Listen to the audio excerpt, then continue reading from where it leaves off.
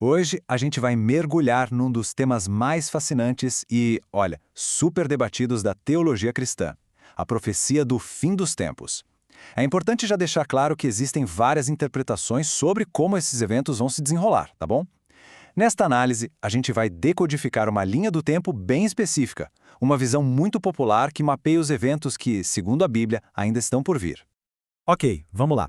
A nossa jornada aqui vai ser bem cronológica. A gente começa tentando decodificar a profecia, para entender as bases. Depois, vamos ver uma partida súbita que leva o mundo a um verdadeiro caos.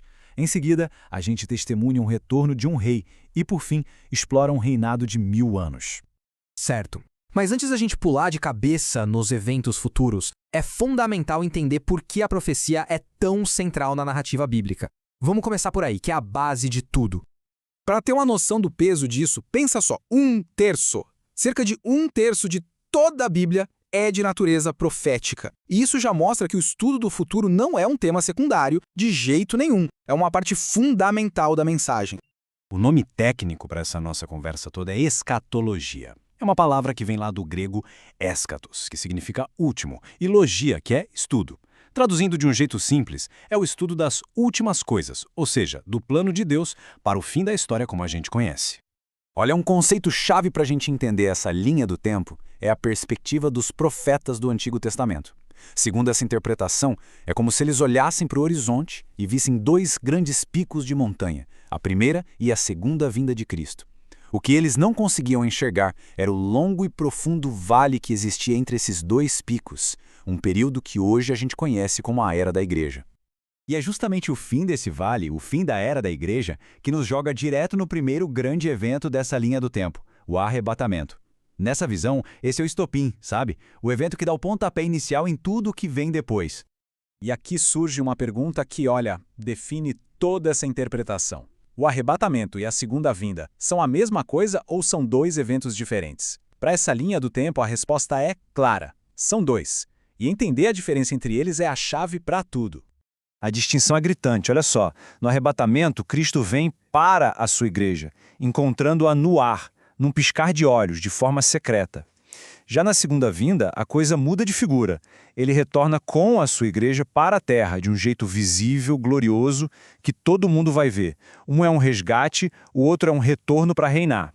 E nessa visão, esses dois eventos são separados por um período de 7 anos.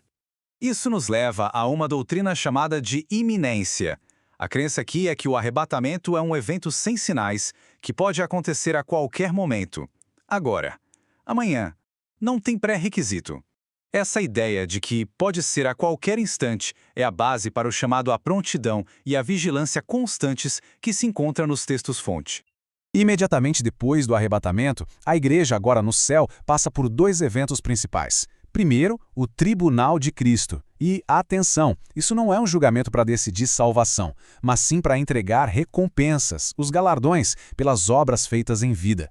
E o segundo evento são as bodas do Cordeiro, uma grande celebração que simboliza a união final entre Cristo e a Igreja.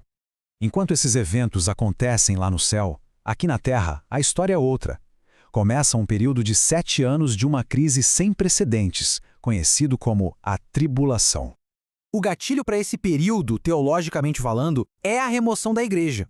Acredita-se que a igreja, por meio do Espírito Santo, age como uma espécie de freio contra o mal no mundo. Com esse freio removido, o caminho fica totalmente livre para a ascensão de uma figura de poder global, o Anticristo.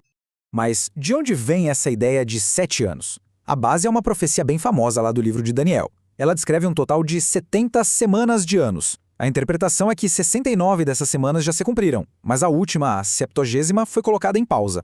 Acredita-se que essa semana final, que é um período de 7 anos, vai ser retomada exatamente depois do arrebatamento, dando start na tribulação.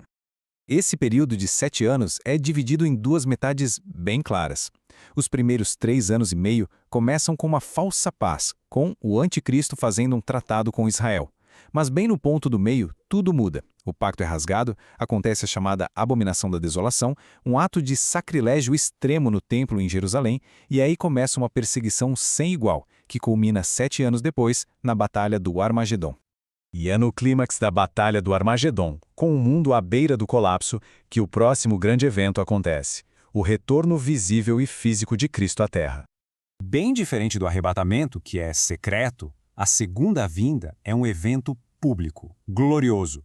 Nessa visão, Cristo retorna com os exércitos do céu, que são interpretados como a própria igreja, para derrotar as forças do anticristo e, finalmente, colocar um ponto final na tribulação. Depois da segunda vinda, a linha do tempo entra em sua próxima grande fase, um período de 1000 anos conhecido como Reino Milenar. E quando se fala em milênio, a interpretação aqui é bem literal, 1000 anos. Acredita-se que este será um reino físico, real, aqui na Terra, com Cristo governando pessoalmente a partir de Jerusalém. Este período é descrito como uma espécie de utopia na Terra. Com Satanás amarrado, incapaz de influenciar a humanidade, a paz global é finalmente uma realidade. A justiça prevalece, a própria natureza é curada da maldição do pecado e as antigas promessas feitas a Israel são enfim cumpridas. No finalzinho desses 1000 anos, uma última sequência de eventos se desenrola. Primeiro, Satanás é solto para uma última rebelião que é derrotada num instante.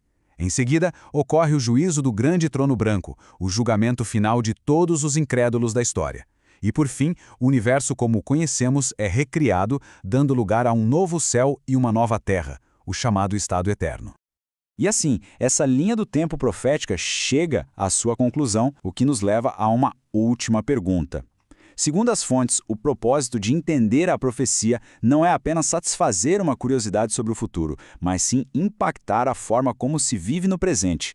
Se o fim está traçado, quais são as implicações disso para o agora? É uma questão para se refletir.